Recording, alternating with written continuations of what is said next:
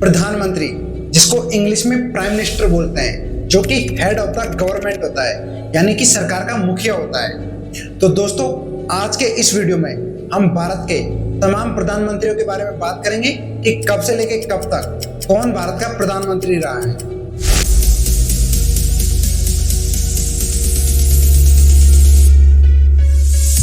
भारत के प्रथम प्रधानमंत्री हुए पंडित जवाहरलाल नेहरू, जो कि साल 1947 से लेकर 1964 तक भारत के प्रधानमंत्री रहे थे, लेकिन 1964 में पंडित नेहरू का निधन हो गया। उसके बाद गुलजारीलाल नंदा को 1964 में कार्यवाहक प्रधानमंत्री बनाया गया। उसके बाद लाल बहादुर शास्त्री 1964 से लेकर 1966 तक भारत के प्रधानमंत्री रहे, लेकिन 1966 में लाल बहादुर शास्त्री का भी आकस्मिक निधन हो गया।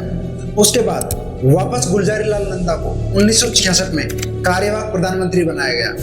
उसके बाद इंदिरा गांधी 1966 से लेकर 1977 तक लगातार भारत की प्रधानमंत्री रही और इंदिरा गांधी भारत की पहली महिला प्रधानमंत्री थी। इसके बाद मोरारजी देसाई 1977 से लेकर 1979 तक भारत के प्रधानमंत्री रहे। उसके बाद चरण सिंह 1979 से लेकर 1980 तक भारत के प्रधानमंत्री रहे।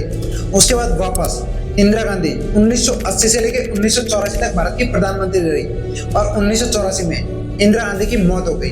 इंदिरा गांधी की मौत के बाद राजीव गांधी 1984 से लेकर 1989 तक भारत के प्रधानमंत्री रहे। उसके बाद विश्वनाथ प्रताप सिंह 1989 से लेकर 1990 तक भारत के प्रधानमंत्री रहे।